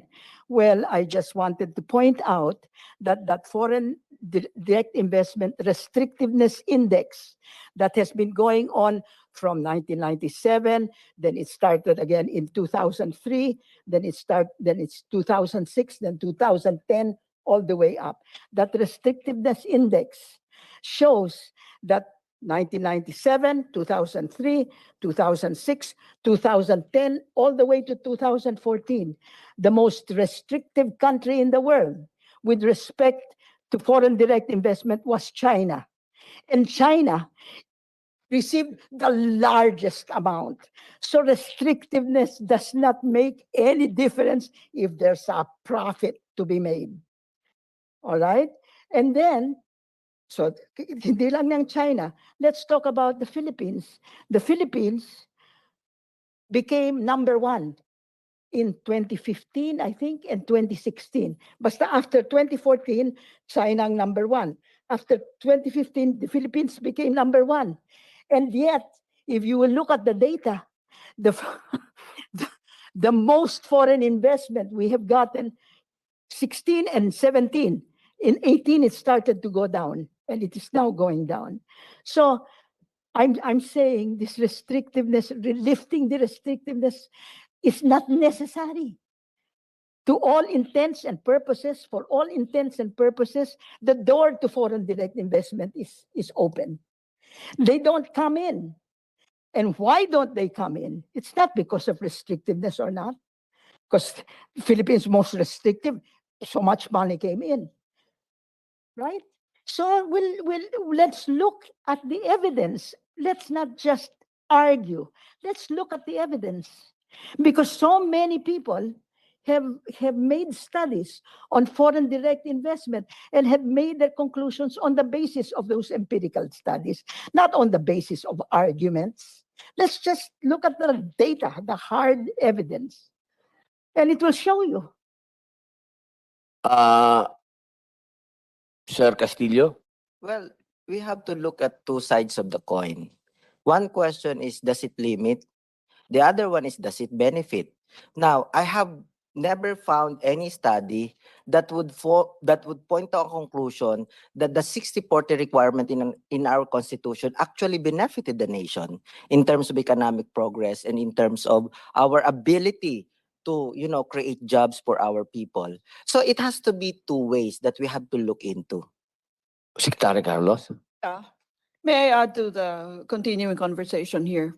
While it is true that empirical evidence provided by Professor Monsod shows that the restrictions for 60-40 may not be the predictor variable for inflow of foreign direct investment, there are other variables that in fact prevented or were obstacles to the coming in of foreign investment, and the level of corruption is one of them. And there are studies that will support this. So I agree with my colleague here and my former student also, Eric. Robin, practically everybody in the room is my student if you've been teaching as long as I have. So yes, now we're really looking at context of empirical evidence. And that really occurs in the social science literature. Even in the natural science literature, this occurs. But I think we must see the preponderance of evidence, meaning which has, so I was saying, which has the most pluses that will pursue the argument that we were making earlier in the session. And not only that, we have to show remarkably and arguably that in fact the studies being compared are comparable. So there's no question about empirical evidence in regard to this. So we are not saying that the 60-40 is the predictor variable. There are other predictor variables for why foreign investment comes or does not come. Thank you. Maraming salamat po. Ma'am, magpipresent po kayo? Sige po. Opo. Ma'am, makinig lang po tayo sandali sa presentation. Wag muna kayong aalis, ma'am. I hope you don't mind, but I have a speaking engagement in another geography. So, Gaano katagal po ito, ma'am? Yung... Show you everything about it. Sige po. Pwede po natin balikan po yan, ma'am, hanggang sa makaalis lang po si Secretary Carlos. Mag-move lang po kami ng konti. Tapos pag-alis po ni Secretary Carlos, then... Opo. Papadalan ko po kayo ng copy. Opo. Ituloy lang po natin hanggang 10 minutes po. 10 minutes, pwede? Opo. Meron lang po akong mga gustong... ma'am, sana po masagot niyo po ako tungkol po dito. Yung pong sa loob po ba ng halimbawa po halimbawa lang po. Yung parliamentary, balik po tayo sa parliamentary kasi kanina po sinasabi po ng ating profesora na nagkaroon din po talaga ng mga issue ng korupsyon, ng hindi pag-unlad itong mga parliamentary. Ito po bang mga bansa na ito ay totoong nag-parliamentary? Ito po bang mga bansang binanggit ng ating pong profesora? O ito po yung kwentong kutsero lang din na parliamentary? well, like democracies, parliamentary systems come in many, many permutations. So it is not as if, the parliamentary system would be like the House of Commons, because India is also parliamentary, Singapore, etc., because they have to deal with the political culture on the ground. So that means they change the configuration of the parliamentary system, but the principles that I articulated earlier, they're basic principles. In other words, you can't call yourself parliamentary if you don't have a fusion of executive, legislative. You don't have a right to oust the prime minister if he loses the majority. There are fundamental principles without which you don't label yourself parliamentary. That said, again, let me say that in the course of hypothesis testing, That is, you're trying to show the relationship between certain kinds of variables which are causing certain things and having an effect. Then you have an array of variables there which differ in all the 200 economies and states. And while it is true that we can present evidence after evidence, empirical evidence, many of these conclusions are colliding, or if they are moving in the same direction, are talking about different issue areas. So I'm sorry to disappoint those of us who think that the social science can declare certain things. We cannot. In fact, if you will notice, most of my statements are tentative. They are likelihoods. Because in fact, my sentences will not end in a period. My sentences will end in an ellipsis. Because that's far. Because as a scholar, I can be corrected by another empirical evidence, which has harder evidence. But still, I argue, and it's not just based on argument, compelling arguments, but this will be based on empirical evidence, which I did not prepare for in terms of titles and authors. That is still, there are more pluses and minuses. There will be less corruption in a parliamentary system rather than in a presidential system. There will be less corruption in a federal system rather than in a unitary system, because the accountability of the ministers involved is closer to the ground. It's very easy to kick out a minister. By the way, there are two kinds of responsibility, senators, your honors. Individual responsibility and collective responsibility, which means that a minister can in fact be compelled to resign on the basis of behavior which is not acceptable. You remember, Eric, the Minister of Defense Profumo? Minister of Defense Profumo, Great Britain, was sleeping with, what's her name? I forgot. Another British woman. And the British woman was sleeping with a Soviet also, defense minister. So he got kicked out. Here, you notice he got kicked out as an individual minister. But you can have collective responsibility. That's why we have the principle of you sink or swim with the government of the day. That's the reason why I said earlier that the parliamentary system, in fact, engenders discipline in the political party, because you are going to sink if you do not toe the party line. So the individual and collective responsibility is one other hallmark of a parliamentary system. And that one is something which I think as a plus of the parliamentary system vis-a-vis the presidential. Thank you. Salamat po. Medyo pong isang tanong pa. Di ba po ang parliamentary, iba't iba din yan? Meron din siyang parang style ng Germany, may style ng UK. Ano po kaya ang nababagay sa, halimbawa lang po, sa Pilipinas, ano pong nababagay na parliamentary sa atin? Siguro ang maganda nating kopyahin. Total, nangangopya-ngopya tayo. Kopyahin natin ang maganda. Siguro, Senator Robin, ano yung, sa Germany kasi yung constructive vote of non-confidence. Natandaan nyo si Angela Merkel stayed there for 16 years. Bakit 16 years siya? Kasi nga walang term limit, di ba? But because the CSU-CDU continued to control the Bundestag, no, for 16 years. But the only way to kick out Angela Merkel is for you to have another one to replace her. That's why it's called constructive vote of non-confidence. Hindi ka pwede mag-kick out ng premier or chancellor hanggang wala kang inilalagay in his or her place to be voted by the same absolute number of votes. So you will not have a constant rotation of governments of the day na, you know, willy-nilly, you just kick out the premier kasi ayaw mo yung pagmumukha niya or for whatever reason. No? You can only kick him out. And that is one thing that we should copy, by the way, when we draft a new constitution. Constructive vote of non-confidence. German po, German. So doon pala tayo dapat pumunta, pare ko. Oo, Senator. Well, Secretary Carlos mentioned Germany. Yung party list system yata natin, we tried to copy the German model, but we Filipinized it. And then, but I've heard mga reporters reporting on the German electoral system, and sabi nila, we need to be rocket scientists to understand their system.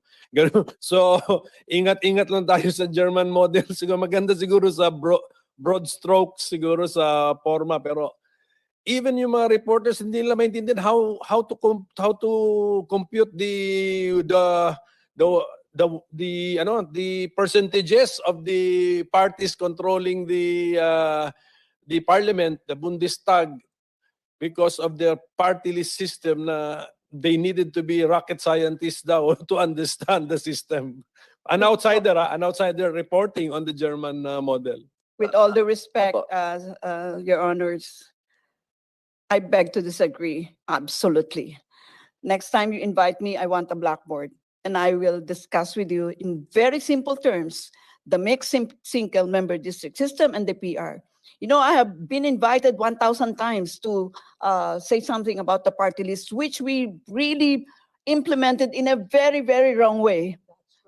I wasted my time, you know, attending committee hearings. That's the reason why you have a problem right now. Sundo po tayo!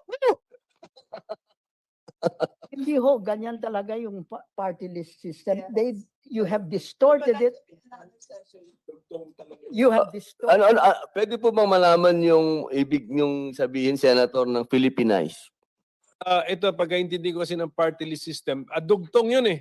Actually, the party list system, you are given supplemental number of votes to actually reflect the percentage of the votes that your party got when the totality nationwide is being considered. Ganun ang pagkaintindi ko. Kunyari, if the party got 30% of the votes, and yet on the number of seats, hindi kayo 30%, dadagdagan kayo ngayon ng mga party list ninyo, listed by your party, so that the actual delegates will reflect really 30% of the votes that you got. So that's how I understand it, Secretary Carlos, but I may be mistaken. You are very correct. But siguro para mas madaling, kailangan kong pisara next time. But you are correct. It's not only the system of government that we're changing from presidential to parliamentary, but we're also changing concomitantly the electoral system. And I would recommend very strongly, Senator Padilla, that we incorporate this, where we incorporate a single member district and a PR system called the proportional representation. I hope the next time you invite me, I would need a pisara behind me, because it's easier to explain that rather than, explaining here to you. It's better to be understood. And yes, it is not rocket science. Maraming salamat po, Secretary. Brother? Senator, when you do studies of nations, you will see similar system with different performance. And you will see different systems with similar performance. So we will be asking ourselves, what accounts for the difference in performance between similar political systems? And what accounts for the difference of performance between similar system, and what accounts for similarities of performance between two different political system? The answer is the context. Systems operate at different contexts. That's why it's also dangerous when you compare two political system, yet you do not dig deeper into the context at which they are, they operate. Yeah. So of course there are so many factors to take into account. So that is just a caveat when we read studies, because what are presented as evidence are not really the exact evidence that we need to come up with a valid conclusion. Now, generally speaking, if we are going to amend our constitution, personally, I would suggest that if we are to amend our constitution, it must be designed in such a way that it is the political parties that would choose the candidates. Okay. Pabor po kayo sa two-party system?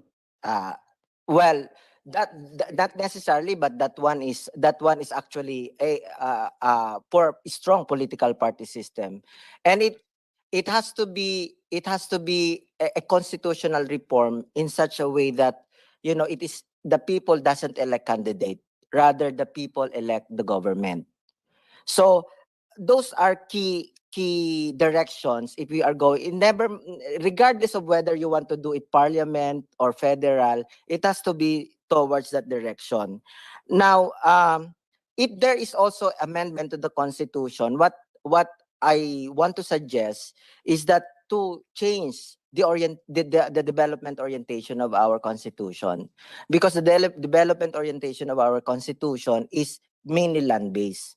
And we have to recognize that the Philippines is an archipelago. So if you look at the development, we are doing development mostly on land. That's why we have congestion and traffic. But our marine space is underutilized. But remember, our marine space is not just a strategic addition to our resource base. It is in fact the primary source. But we are, you know, the marine space, the marine assets are not being tapped. We have traffic because we do not use the water for our transportation. Now, so it's the development orientation that we have to come up with an archipelagic framework for development. Now, there is also problem with how we you know, the principle of checks and balances, the separation of powers, has been reduced to a system of mistrust. Sabi nyo kanina, bago maka-attend yung isang in-invite ninyo, 3 layers ang approval bago siya maka-attend. Because our system is so designed that it is based on mistrust. That's why even a single check would require a document, would require 69 signatures before the check is signed by the one who is authorized to sign the check. So it is premised on mistrust. We have to look into that because it is embedded in our governance system, and we need to correct that problem. Now, on the 60-40, I think it is not necessary. What is important is stronger regulatory control. Now, my last point, Your Honor, is, and I have to beg your indulgence on this, you talk about difficulty in implementing our laws. In my 2 decades working as consultant in various government agencies and also as regular resource person in the House and in the Senate, what I have noticed is that most of our legislations are not properly abstracted. They are the ideas, yeah, they are not properly abstracted. What I mean by policy abstraction is that the different provisions of laws are supposed to be abstracted from the first to second to third and the fourth level of policy abstraction. The first level of policy abstraction is at the level of objectives, goals, principles, and ideology. Now, the second, but your objective must be supported by what we call policy lines. In the literature, we call it strategies. Okay, we call it strategies. Now, but your strategy is still broadly written. So it has to be supported by specific measures. And your measures must be supported by specific practices. Why am I discussing policy abstraction? Because when you look at Republic Act and implementing rules and regulations, they are copycat. They are copycat. And the reason why it also takes time for us to legislate, because we are putting too many details in our legislations and we debate every provision. So my common experience whenever I am asked to consolidate various bills or to refine a substitute bill is that a 26-page bill, you could always reduce it to 10 if properly abstracted, because the first and second level of policy abstraction must be in the RA. But the third and the fourth level of policy abstraction must be in the IRR. And we cannot make distinctions whenever we review a Republic Act and its implementing rules and regulation. And it's difficult to implement. Ayos. Apo, meron lang po akong, boss? Good theory, pero dapat pag-usapan na lang siguro natin yun na outside of the committee hearing kasi yung topic iba eh. But that's good in theory. Tingnan natin. But ako, I advocate, ayoko ng generalization lang na sa law because I've seen the abuse sa IRR eh. These are unelected people, you know, feeling like they are the legislators. They change the meaning of the law, the objective of the law. Kaya sabi ko, if we can put some details in the law, I'm an advocate because of the Philippine experience. It may be that may be applicable sa ibang bansa, but in the Philippine experience, as of the moment, di ko naman din pinutuldukan, as of the moment, if there are some important details, put them in the law. Kasi these unelected drafters of the IRR, they feel like they are the third chamber. They amend the law. I agree, Mr. Chairman. I agree. Mr. Chairman, I even delivered a privileged speech during the last Congress Ayun. relative to unauthorized IRRs. So the finer details of legal crafting, including the general principles, leave that to the legislators. Leave that to the legislative intent. And the IRRs should just jive in for the details that are lacking, and it has to be again subject to a legislative oversight. So these are details. Tama, Senator Pimentel, leave that to the Congress. That's what our job is. Yan. Honor, may Maraming I- salamat po, Senator Tolentino, Senator Pimentel. Maraming salamat po, Secretary. Yes, I beg the indulgence of the whole body, including your honors, because I really have to run or I'll be late for my next speaking engagement. But maybe just a quick repartee to what Eric just said. Let us not put political party system in the Constitution. It can be one party, multi-party, two-party. It will depend on the dynamics of the system. Wag nating ilalagay sa Constitution yung kanyang type. So thank you very much, Your Honors, for inviting me, and I hope you'll invite me next time. Apo, ma'am, pagbalik nyo po, meron na po tayo dyan blackboard. Apo, whiteboard, kahit anong gusto nyong board. Pansamantala po, suspend lang muna natin sandali. 1 minute. Sandali lang po.